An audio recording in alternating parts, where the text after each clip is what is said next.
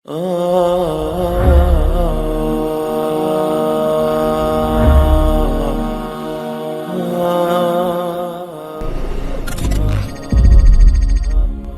di dunia ibarat bercocok tanam. Semua yang kita tanam di dunia ini akan kita petik hasilnya di akhirat kelak.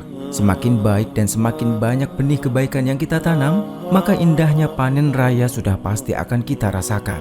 Begitu pula sebaliknya, jika benih kebencian dan kezoliman justru yang lebih banyak kita tebarkan selama kita hidup, sudah jelas kabar buruk menanti kita sekembalinya kita nanti.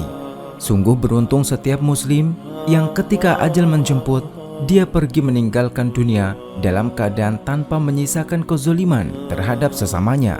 Terlebih jika akhir hayatnya ditutup dengan iman yang baik, maka janji surga semakin yakin akan dia raih. Sebab hari-hari akhir menjelang kematian adalah penentu dari tempat kembali yang sebenarnya. Sebuah riwayat menyebutkan bahwa Nabi SAW bersabda, "Wa innamal a'malu bil khawatim." Sesungguhnya setiap amalan tergantung pada akhirnya. Amalan yang dimaksud di sini adalah amalan soleh, bisa juga amalan yang buruk. Yang dimaksud bil khawatim adalah amalan yang dilakukan di akhir umurnya atau akhir hayatnya. Az-Zarqani dalam Syarah Al-Muwatta menyatakan bahwa amalan akhir manusia itulah yang jadi penentu, dan atas amalan itulah akan dibalas. Siapa yang beramal jelek lalu beralih beramal baik, maka dia dinilai sebagai orang yang bertaubat. Sebaliknya, siapa yang berpindah dari iman menjadi kufur, maka ia dianggap murtad. Maka akibat dari hobinya menzolimi orang lain selama hidup, akan ada banyak di antara manusia yang kembali kepada Allah dalam keadaan bangkrut. Kebangkrutan dalam hal harta benda, seseorang masih mungkin untuk bangkit dan kembali. Akan tetapi, hal ini akan berbeda dengan kebangkrutan pada hari kiamat nanti.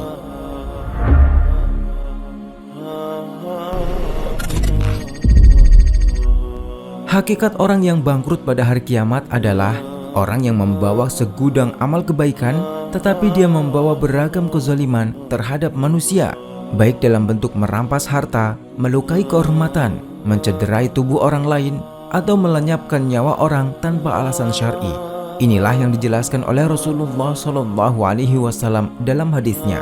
Dari Abu Hurairah radhiyallahu anhu, Rasulullah SAW bersabda, "Atadruna manil muflis? Qalu al-muflisu fina man la dirhama lahu wala mata." Tahukah kalian siapa orang yang bangkrut itu? Para sahabat menjawab, orang yang bangkrut di tengah-tengah kita adalah orang yang tidak punya dirham atau uang perak dan tidak punya harta. Qala innal muflisa min ummati man ya'ti yaumal qiyamah bisolatin wa siyamin wa zakatin wa ya'ti wa qad syatama hadha wa qadhafa hadha wa akala mala hadha wa safaka dama hadha wa daraba hadha. Rasulullah SAW bersabda, orang yang bangkrut dari umatku adalah orang yang datang pada hari kiamat nanti dengan membawa amal sholat, puasa, dan zakat.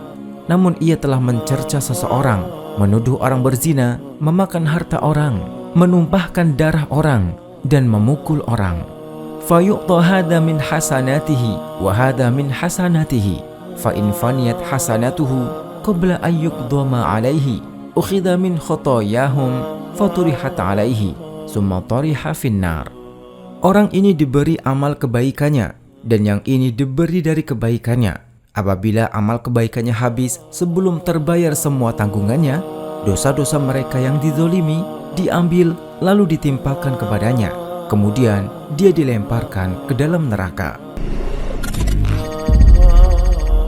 Riwayat tersebut semakin menguatkan kenyataan akan dua kewajiban sebagai syarat menggapai surga, tentang hablum minallah dan hablum minan nas, di mana keduanya harus berjalan berimbang dalam perlakuan yang baik.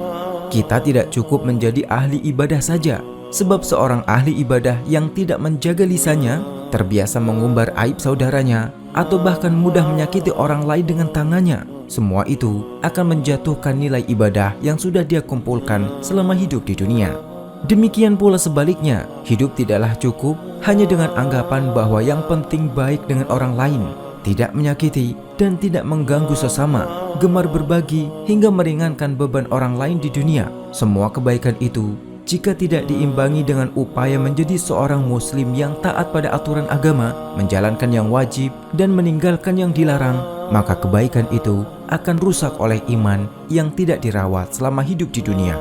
Maka yang terbaik adalah menjadi seorang mukmin yang taat dan menjaga muamalah dengan sesamanya di dunia. Dengan cara demikian, lebih berpeluang membuka jalan lebar menuju surga dan dijauhkan dari golongan orang-orang yang bangkrut di akhirat kelak.